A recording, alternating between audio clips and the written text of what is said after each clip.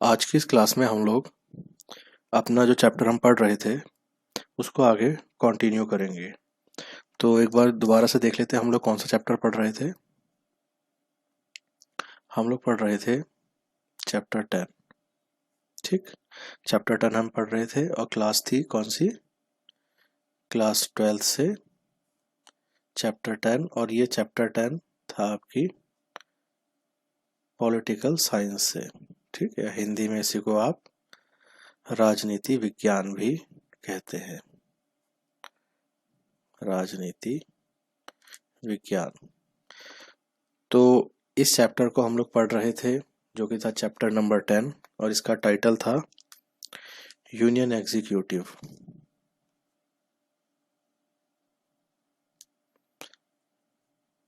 Union executive, ठीक। और हिंदी में इसी का नाम था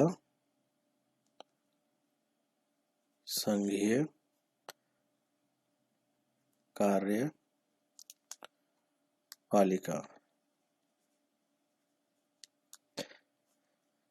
तो ये चैप्टर का नाम था जिसको हम लोग पढ़ रहे थे NIOS की क्लास 12 से चैप्टर 10 पॉलिटिकल साइंस। इसमें अभी तक हम लोग 2 क्लासेस पढ़ चुके हैं। ये वाली क्लास जो होगी हमारी, ये 3rd क्लास होगी इसी चैप्टर से रिलेटेड। ठीक, तो क्लास को कंटिन्यू करते हैं। थोड़ा सा अगर हम याद करें तो इससे पहले वाली क्लास में हम लोग क्या पढ़ चुके हैं। इससे पहले वाली क्लास में हम लोग पढ़ चुके हैं कि प्रेसिडेंट के चुनाव के बारे में हम लोग पढ़ रहे थे। ठीक, राष्ट्रपति चुनाव के बारे में हम लोग पढ़ रहे हैं। इस चुनाव में हमने देखा कि एलिजिबल कौन कौन होता है, किसके लिए? वोट डालने के लिए। इसी चीज़ में हमने पढ़ा MP, MLA ये लोग एलिजिबल होते हैं। ठीक, फिर इसमें हमने लास्ट में पढ़ा था कि MP एंड MLA इनकी वोट की वैल्यू क्या होती है, वोट वैल्यू। ओके, इसको भी हमने इससे पहले वाले क्लास में कंप्लीट कर लिया था। आज हम लोग क्या करने जा रहे हैं, आज हम लोग ये समझेंगे कि देखिए वोट की वैल्यू तो हमने समझ ली, ठीक है, कि वोट की वैल्यू क्या क्या निकलती है इससे पहले वाली क्लास में। और वोट डालने के लिए एलिजिबल कौन कौन होता है वो भी हम लोगों ने समझ लिया, है ना। कि इसमें हिंदी में अगर आप कहेंगे तो इसमें एक तरफ आपके यहाँ पर विधायक आ गए थे और इधर पे सांसद। तो सांसद और विधायक वोट डालने के लिए एलिजिबल होते हैं और दोनों के वोट की वैल्यू भी हम समझ चुके थे। आज हम देखेंगे ये लोग वोट किस तरह से डालते हैं। ठीक है, तो वोट डालने की जो प्रक्रिया है, ओके, वोट डालने की प्रक्रिया क्या है या वोट डालने का सिस्टम क्या होता है उसको हम लोग समझेंगे। और इस वोट को किस जगह पर डाला जाता है, मतलब मतदान केंद्र कौन सा होता है, और इस वोट के रिजल्ट की काउंटिंग कहाँ पर होती है। तो कहने के लिए मैं आपको अगर इसको सिंपल वे में समझाऊं तो आप इसे ऐसे समझ सकते हैं जिस तरह से हम लोग आम नागरिक हैं, हम लोग अपना वोट कैसे डालते हैं। अगर हमें वोट डालना होता है तो हम लोग वोट कैसे डालते हैं। हम लोग बेसिकली किसी मतदान केंद्र में जाते हैं, जो कि इलेक्शन के टाइम पे बेसिकली आप देखेंगे कि गवर्नमेंट स्कूलों को बनाया रहता है, गवर्नमेंट कॉलेजेस को बनाया रहता है, या कई यूनिवर्सिटीज़ और कॉलेज या स्कूल प्राइवेट लेवल के भी होते हैं, उनको भी मतदान केंद्र बनाया रहता है। वहाँ हम लोग जाते हैं, लिस्ट में अपना नाम देखते हैं, अंदर जाते हैं मतदान केंद्र में।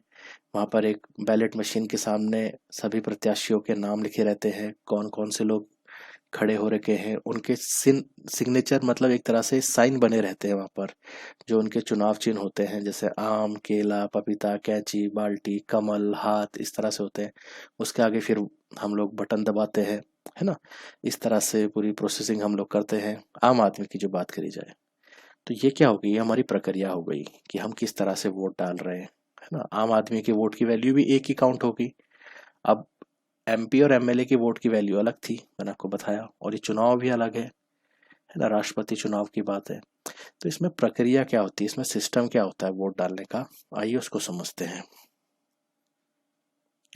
तो इसमें जो हम वोट डाला जाता है राष्ट्रपति के चुनाव में उसको कहा जाता है, इंग्लिश में अगर आप उसको कहेंगे तो इंग्लिश में आप उसको कहेंगे सिंगल ट्रांसफरेबल वोट सिस्टम। क्या कहा जाएगा? सिंगल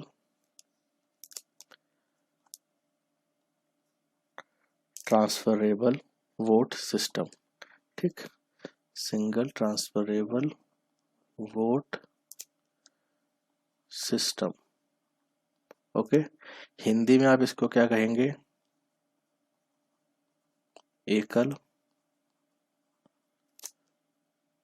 संक्रमणीय मत प्रणाली। तो दो चीजें आपके सामने आ गई, सिंगल ट्रांसफरेबल वोट सिस्टम और एकल संक्रमणीय मत प्रणाली।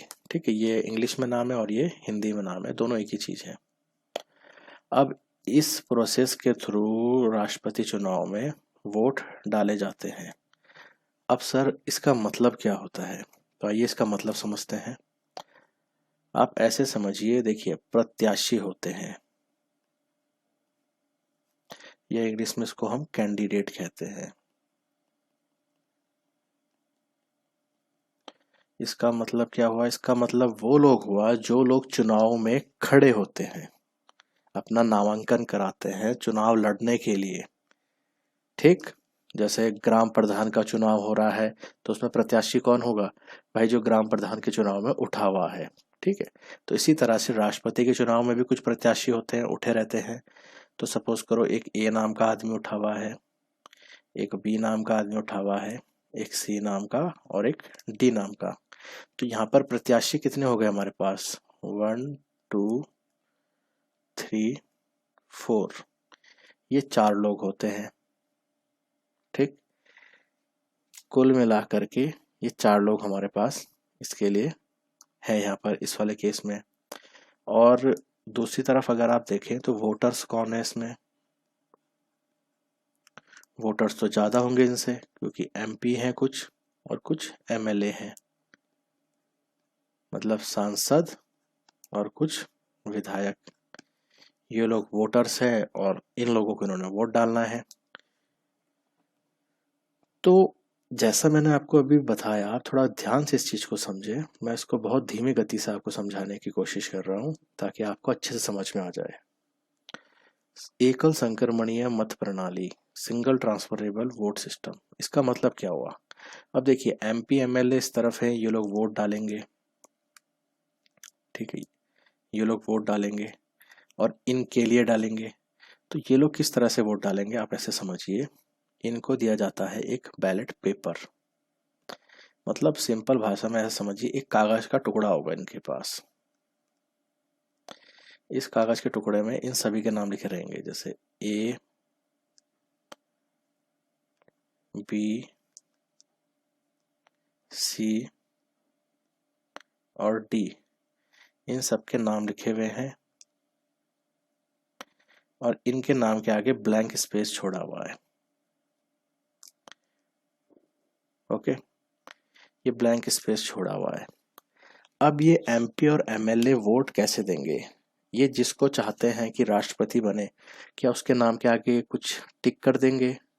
तो नहीं, यहाँ पर जो एकल संक्रमणी मत प्रणाली है, इसमें आपको अपनी प्रेफरेंस देने होते हैं। क्या देने होते हैं? प्रेफरेंस देने होते हैं, जिसको हम कहते हैं वरीयता।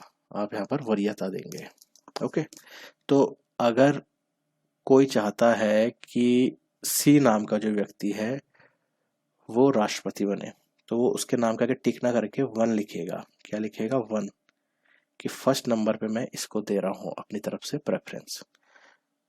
अब ऐसा नहीं है सिर्फ जिसको ये चाहता है राष्ट्रपति बनाना केवल उसके नाम के आगे 1 लिखेगा और बात खत्म। नहीं, जितने उम्मीदवार हैं उन सबको इसने रेटिंग करना है। तो पहले नंबर पे अगर वो सी को चाहते हैं राष्ट्रपति बनाना और चाहते हैं कि चलो भाई अगर सी नहीं बन पाता है तो एक काम करा जाए, बी बन जाए, तो मैं बी को इन्होंने दिया 2 नंबर, सॉरी ए को। ठीक है, अगर वो चाहते हैं सी ना बने और सी की जगह पर अगला जो बने वो बने ए, तो वो ए के आगे लिखेंगे 2। सेकंड नंबर पे चॉइस है उनकी ए। ठीक है, अब इसी तरह वो चाहते हैं कि चलो ए भी नहीं बन पाया तो अब क्या करें, अगर ए भी नहीं बना तो भाई डी बन जाए। थर्ड नंबर पे मैं अपनी चॉइस डी को रख रहा हूँ। और इसी तरह से अगर डी भी ना बन जाए तो भाई लास्ट में 4 बी को दे दिया चौथा पायदान। तो कहने का मतलब ये है, यहाँ पर आप जितने भी कॉन्टेस्टेंट हैं, जितने भी कैंडिडेट हैं, जितने भी प्रत्याशी हैं, आप उनके नाम के आगे प्रेफरेंस लिखेंगे 1 2 3 4 करके।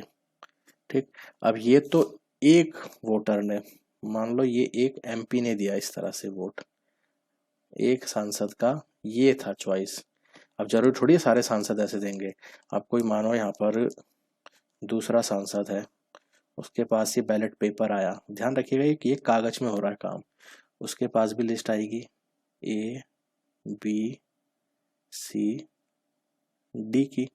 अब इन्होंने क्या किया, ये दूसरे एमपी ने, इन्होंने कहा भाई मैं तो चाहता हूँ कि डी बने राष्ट्रपति, तो फर्स्ट नंबर डी के आगे लिख दिया। अगर डी नहीं बनता है तो भाई ए बन जाए राष्ट्रपति दूसरे नंबर पर, ए भी नहीं बनता है तो बी बन जाए उसको तीसरा नंबर, और बी भी ना बने तो चौथे नंबर पे ये। तो ये क्या है, ये इस तरह से ये लोग वोट डाल रहे हैं एक कागज पर। उस कागज पे क्या लिखा हुआ है रहता है, वरीयता, और इसी कागज को आप कहेंगे बैलेट पेपर। ये भी बैलेट पेपर है और ये भी बैलेट पेपर है। तो इस तरह से ये वोटिंग करते हैं। ठीक है, प्रत्येक जो भी वोटर है उसके पास एक बैलेट पेपर आता है, इस कागज में उसको अपनी प्रेफरेंस लिखनी है, अपनी वरीयता देनी है, किस उम्मीदवार या किस प्रत्याशी को वो कौन कौन से नंबर पर चाह रहे हैं। तो आप समझ चुके होंगे अभी तक इस चीज को। ठीक है, इस कागज में ये लोग अपना वोट को प्रेफरेंस देते हैं कैंडिडेट के नाम के आगे रैंकिंग करके, और इस ही प्रोसेस को ध्यान से समझिएगा, इस ही प्रोसेस को जिस तरह से ये प्रेफरेंस दे रहे हैं अपनी चॉइस के अनुसार, इसी को क्या कहा जाता है, जो हम लोग पढ़ रहे थे, एकल संक्रमणीय मत प्रणाली, इंग्लिश में single transferable vote system. Okay, तो ये इसी प्रोसेस जो ये पूरा हम देख रहे हैं कि आप प्रत्याशियों के नाम के आगे 1 2 3 4 करके आप उनको वरीयता दे रहे हैं अपनी चॉइस के अकॉर्डिंग, इसी पूरे प्रोसेस को, वोटिंग प्रोसेस को कहा जाता है एकल संक्रमणीय मत प्रणाली या सिंगल ट्रांसफरेबल वोट सिस्टम। एक और महत्वपूर्ण बात इस चीज को लेकर कि आपको नंबर 1 जरूर लिखना है कि भाई आप फर्स्ट नंबर पे किसको चाह रहे हैं, सेकंड पर किसको चाह रहे हैं, थर्ड पर किसको चाह रहे हैं, फोर्थ पर किसको चाह रहे हैं, या फिफ्थ पे ज़्यादा भी उम्मीदवार हैं तो। और ये आपको प्रेफरेंस देना इम्पॉर्टेंट है। दूसरी बात, आप 1 नंबर 2 नाम के आगे नहीं लिख सकते कि आपने ए नंबर वाले व्यक्ति को भी 1 लिख दिया और बी वाले को भी 1 लिख दिया, ऐसी सूरत में आपका वोट इनवैलिड माना जाएगा।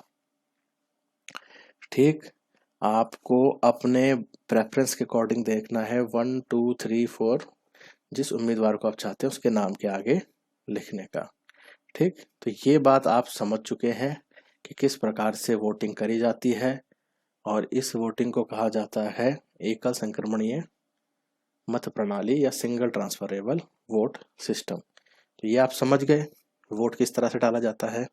ठीक, तो अब आइए, अब हम देखते हैं कि ये तो सर वोट डालने वाली बात थी, अब ये बताइए कि ये वोट डाला कहाँ जाता है, क्योंकि ये तो हम समझ चुके हैं ना कि भाई वोट डालने का सिस्टम क्या है। अब देखो, हम लोग जो आम आदमी वोट डालता है उसका क्या है, वो जाएगा, बैलेट मशीन होती है, जबकि पहली बार हम लोग इसमें तो मशीन के आगे बटन दबाया बस बाहर चले जाओ। हमें थोड़ी है कि अगर 5 लोग हैं तो हम सबके आगे 1 2 3 4 करके लिखेंगे। हम आम आदमी का क्या, एक बटन दबाया चल दिए।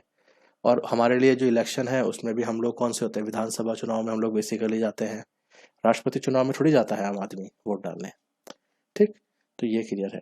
अब हम इसकी एक तरह से देखे जाए तो ये लोकेशन क्या है, मतलब इसका वोट डाला कहाँ जाता है। ठीक है, वेन्यू कह लीजिए, एज सिंपल एज लैंग्वेज में, है ना, कि भाई इसका स्थान क्या होता है, किस जगह पर ये वोट डाले जाते हैं।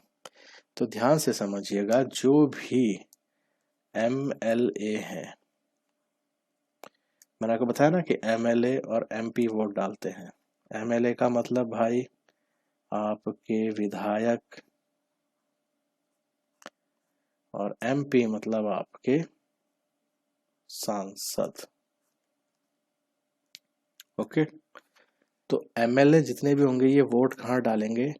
ये अपने प्रदेश की राजधानी में, प्रदेश की राजधानी में। अब ये प्रदेश की राजधानी क्या हुई भाई? अरे सिंपल है, स्टेट की कैपिटल। आप जिस भी स्टेट में रहते हैं वहाँ की राजधानी क्या है? बिहार में है तो आपको मालूम है आपकी पटना है, उत्तर प्रदेश है तो आपको मालूम है आपकी कौन सी है। इसी तरह से आपका जो भी राज्य है उसकी जो राजधानी है वहाँ पर MLA लोग राष्ट्रपति चुनाव के वोट डालते हैं, और प्रोसेस वही था एकल संक्रमणीय मत प्रणाली के तहत। अब ये जो सांसद होते हैं MP, ये लोग कहाँ जाते हैं वोट डालने? ये जाते हैं भाई दिल्ली में। मतलब हमारे देश की जो राजधानी है, हमारे स्टेट की कैपिटल, मतलब पॉलिटिकल्स में आप ये समझिए स्टेट का मतलब दो तीन लैंग्वेज में यहाँ पर आता है। एक स्टेट वो होता है जिसे हम अपना पर्टिकुलर स्टेट कहते हैं, जैसे उत्तर प्रदेश हो गया, राजस्थान हो गया, गुजरात हो गया, है ना, मध्य प्रदेश हो गया, ये भी स्टेट है। और एक स्टेट उसको भी कहते हैं कि पूरा भारत ही एक स्टेट है। ठीक है, एक स्टेट की परिभाषा संविधान में ये भी दी गई है, आप उसे देखेंगे तो जितने भी सरकारी कर्मचारी हैं, सरकार का छोटे से छोटा कर्मचारी है ना, और बड़े से बड़ा अधिकारी, ये सब भी स्टेट की कैटेगरी में आते हैं। तो वो हायर स्टडीज के टॉपिक हैं, तो आपको मैं थोड़ा सा बता रहा था बस। तो ध्यान रखें, आप MLA जो है, MLA वोट डालने जाएगा स्टेट की कैपिटल में, जो पर्टिकुलर स्टेट है, प्रदेश की राजधानी, और जो सांसद है वो देश की राजधानी में डालने जाएगा, आप ऐसे समझ लीजिए। ठीक है, तो ये दोनों के दोनों किस किस जगह वोट डालने जाते हैं मैंने आपको बता दिया। ठीक,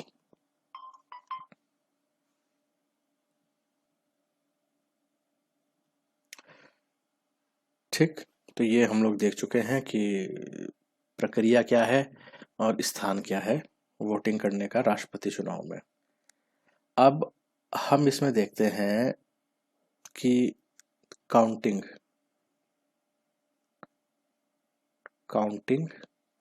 ऑफ रिजल्ट एंड डिक्लेरेशन, मतलब परिणाम,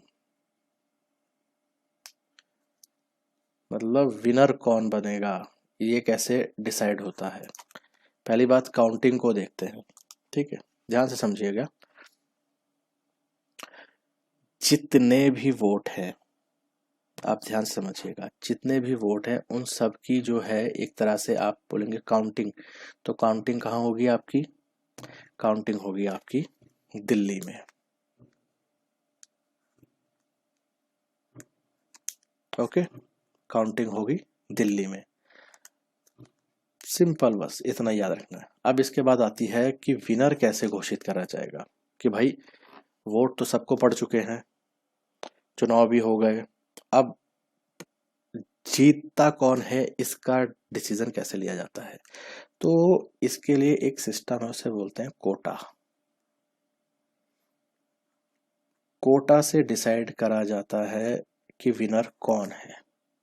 ध्यान रखिएगा इस वर्ड को, ये आपसे पूछा जा सकता है। ठीक है, तो कोटा निकालने के बाद जो कोटा के नियर बाय आता है उसको विनर घोषित कर दिया जाता है। तो सर अब ये कोटा का मतलब क्या हुआ, थोड़ा ये भी समझा दीजिए। तो देखिए कोटा का मतलब क्या है, सबसे सिंपल लैंग्वेज में ये समझ लो, जितने वोट पड़े हैं, टोटल वोट्स डिवाइडेड बाय 2 करके और +1। इसको आप ऐसे भी समझ सकते हैं, जो व्यक्ति आधे से ज्यादा वोट ले आया, जो व्यक्ति आधे से ज्यादा वोट लेके आ गया वो विनर घोषित हो जाता है। आई बात समझ में? तो कोटा निकाला जाता है आधे से ज्यादा पे अब वो कैसे, मान लो मैं आपको एग्जांपल देता हूँ यहाँ पर कि कुल मिला करके, ध्यान से देखिएगा, आपको रटना नहीं पड़ेगा। कुल मिलाकर के अगर हम मान लें कि 500 है टोटल, इसमें एमपी भी हैं प्लस एमएलए भी हैं, इन लोगों ने वोट करे हैं। लेकिन हमने स्टार्टिंग में क्या पढ़ा था, एमपी और एमएलए की वोट की वैल्यू तो हम अलग तरीके से निकालते हैं, जो 500 600 700 बन जाता है प्रत्येक बंदे का। तो अगर मैं इस 5000 इस 500 को अगर मैं उस हिसाब से काउंट करूंगा तो मान लेता हूं कि भाई ये बन गया आपका लगभग 50,000। तो 50,000 टोटल काउंटिंग वैल्यू निकल के आ गई वोट की। डाला 500 लोगों ने ही है, लेकिन मैंने आपको इससे पहले वाली क्लास में बताया कि हर एक वोट की वैल्यू अलग है।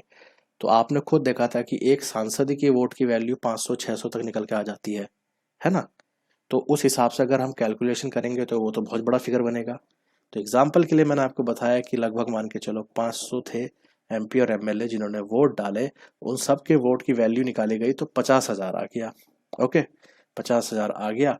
अब इसमें क्या करा जाएगा, इस 50,000 को से हम क्या करेंगे, कोटा निकालेंगे। कोटा मैंने आपको बताया टोटल वोट्स, आधे से ज्यादा सिंपल लैंग्वेज में, वो तो घुमाने के लिए बात एग्जाम्पल में वो फॉर्मूला दिया रहता है ना। सिंपल मतलब है आधे से एक ज्यादा, सिंपल बात है ना। विनर तो वही बनता है ना जो आधे से ज्यादा लोग के वोट लेके आगे आएगा। तो इसमें क्या है, अब आप देखिए 2 से इसको करा तो 25,000 प्लस 1, तो जो व्यक्ति 25,001 वोट लेकर आएगा वो विजेता घोषित माना जाएगा। आई बात समझ में, जो व्यक्ति 25,001 वोट अचीव करेगा वो ही राष्ट्रपति चुनाव का विजेता कहलाएगा।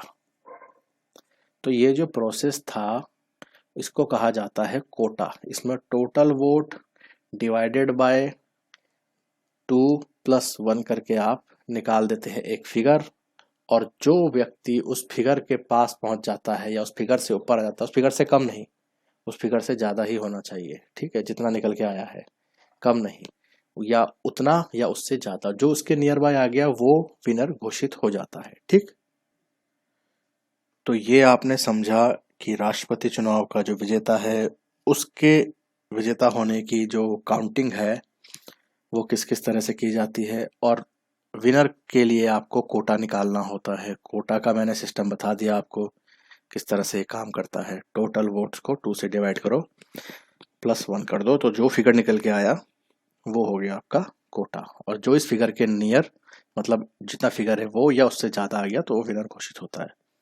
इस बात को एक एग्जाम्पल से समझते हैं। 4 कैंडिडेट हैं, A B C D. Okay, ये 4 कैंडिडेट है। ए को मान लेते हैं मिल गए थे 12,000 वोट, बी को मिल गए थे 14,000 वोट, सी को मिल गए थे 11,000 वोट, और डी को मिल गए थे 9,000 वोट। ये उसी हिसाब से हमने काउंटिंग करी है, ठीक है। तो ये हमारे सामने फिगर है ए बी सी डी करके, इस हिसाब से मतलब 12,000 लोगों ने ए को प्रेफरेंस दी है फर्स्ट अपनी, फिर उसके बाद बी को दी है 14,000 लोगों ने, फिर सी को दी है 11,000 लोगों ने। तो ये प्रेफरेंस के अकॉर्डिंग इस हिसाब से ये लोग वोट प्राप्त किए हैं। अब इसमें से कौन है जो कोटा के नियर बाय हमको दिख रहा है, कि कोटा वाला जो फिगर था उसके नियरेस्ट इनमें से कौन पहुंचा हुआ है, जरा उसको समझते हैं। आइए देखते हैं हमारा कोटा कितना निकला था। तो हमने यहाँ पर भाई अपना कोटा निकाला था, तो ये आया था 25,001। ठीक, तो हमारा कोटा कितना आया था 25,001। तो 25,001 के आसपास, तो इसमें से सर कोई भी नहीं है। अब क्या होगा, तो अब क्या होगा, अब इसमें जो इन सब में जो सबसे कम वोट वाला है उसको यहाँ से अब आप रिमूव कर देंगे, हटा देंगे, और उसके वोट को डिस्ट्रीब्यूट कर देंगे बाकी लोगों में। जैसा कि इसको और देखते हैं, हमारे एग्जाम्पल में जो 9,000 वोट वाला बंदा है ये डी, ये सबसे कम लेकर के आ रखा है, तो इसको यहाँ से रिमूव कर देते हैं और इसके 9,000 वोट को हम इन तीनों में बांट देते हैं। ठीक है, तो मान लीजिए ये 9,000 है, तो इसका हम किस तरह से बांट देते हैं, इसको हम बांट देते हैं 4,000 इसको दे दिए गए, 3,000 इसको दे दिए गए और 2,011 वाले को दे दिए गए। तो इसके बाद जो नया फिगर बन के आया वो ए को मिल गए कितने, 12 और 4 16,000। फिर बी को मिल गए 14 और 3 17,000। सी को मिल गए 13,000। ठीक है, तो ये नया फिगर आ गया। अब देखते हैं भाई इन तीनों में से कोटा के नियर बाय कौन पहुंचा है, मतलब ये 25,000 एक के पास, तो सर अभी भी कोई नहीं पहुंचा। अच्छा, तो फिर से चलो एक और काम करते हैं। अब इनमें से जो सबसे कम है ए बी सी में से उस कम वाले को हटा देते हैं। तो सर इसमें कम तो आपका 13,000 वाला है। ठीक है भाई, तो 13,000 वाले को हटा दो और इसके वोट्स को बाकियों में डिस्ट्रीब्यूट कर देते हैं। ठीक, तो 13,000 वाले का है, तो एक काम करो, इसके से 10,000 हमने ए को ट्रांसफर करे और 3,000 बी को ट्रांसफर हो गए। ठीक है, तो अब नया फिगर हमारे सामने क्या बन करके आ गया, ए के हो गए 10 और 6 26,000 वोट। वहीं बी के कितने हो गए हमारे पास अब, 17 और 3 20,000। ये समझ गए ना किस तरह से हमने जोड़ा है, ये वोट्स डिस्ट्रीब्यूट हो गए। तो 10,000 प्लस 16,000 26,000 और वैसे 3,000 प्लस 17,000 20,000। तो ये सी को तो हमने रिमूव कर दिया है, तो नए फिगर हमारे सामने ये बन करके आ गए हैं। ओके, अब हम इसमें से देखते हैं कि सर ए में और बी में इन दोनों में से कौन है जो कोटा के पास पहुंचा। कोटा था हमारा 25,000 एक, तो 25,000 एक के आसपास तो भाई बी तो नहीं पहुंचा, ये तो बी सी में।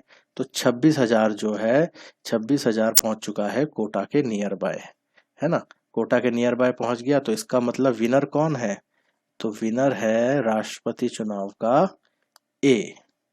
तो आपने देखा किस हिसाब से इसमें वोट्स को हमने कैलकुलेट करा, किस हिसाब से कोटा को निकाला गया और किस तरीके से हमने राष्ट्रपति चुनाव के विजेता को घोषित किया। ये पूरा प्रोसेस मैंने आपको बहुत सरल तरीके से समझाया है। अगर आप इसको समझ लेते हैं तो डेफिनेटली आप अपने एग्जाम में बहुत अच्छे नंबर लेके आएंगे। कम से कम 6 से 7 नंबर का क्वेश्चन इस ही से रिलेटेड आपका बन सकता है, राष्ट्रपति चुनाव से रिलेटेड।